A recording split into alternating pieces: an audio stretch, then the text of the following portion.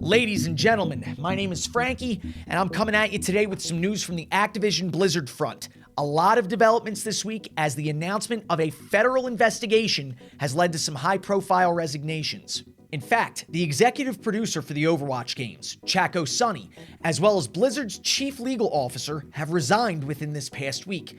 And it shouldn't be a surprise to anybody that this is in light of the myriad of lawsuits being thrown at the company this year. Employees, the state of California, shareholders, and now the Securities and Exchange Commission, a federal agency, has been heard cracking its knuckles.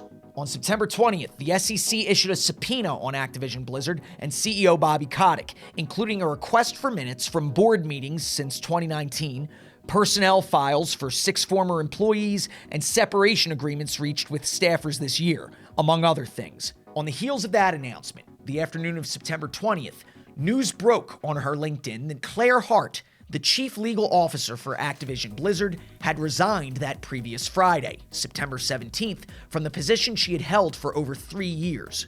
Then the day after that, September 21st, it was learned that Chacko Sonny, executive producer for Overwatch and the still-to-be-released Overwatch 2, would be taking leave of the company himself on Friday, September 24th. To top it off, the company's chief people officer, Claudine Naughton, was announced as leaving as well. These resignations are really only the most recent in a long line of them.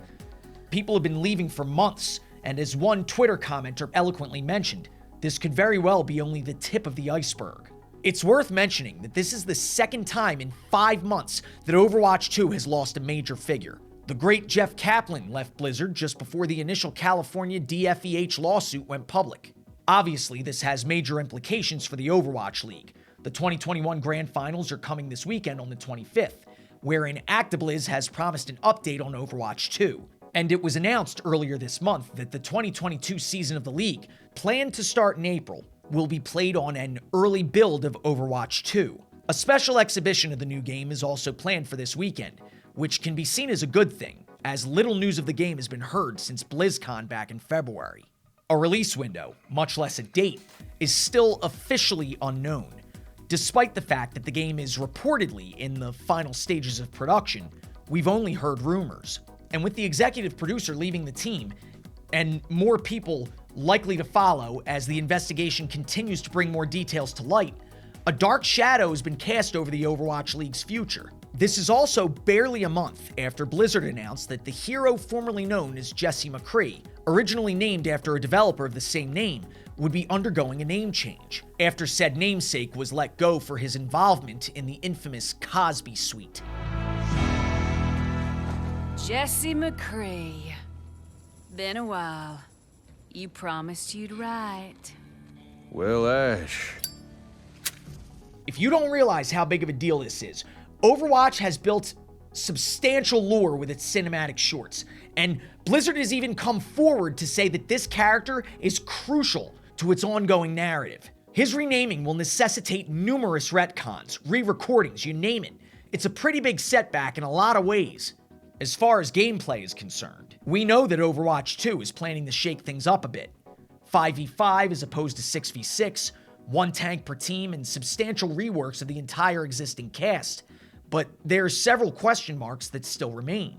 Either way, as bad news continues to mount for the developer, it stands to reason that the game, as well as its player base, will suffer. And player base also includes those at the competitive end. We've heard just as many rumors that the game is nearly done as we have saying that the game is more than a year away still. Thus, the question persists. If Overwatch 2 was really nearly done with Sonny leaving, then why is an Overwatch League season that is still at least 6 months away going to be using an early build of the new game that still won't be ready for release?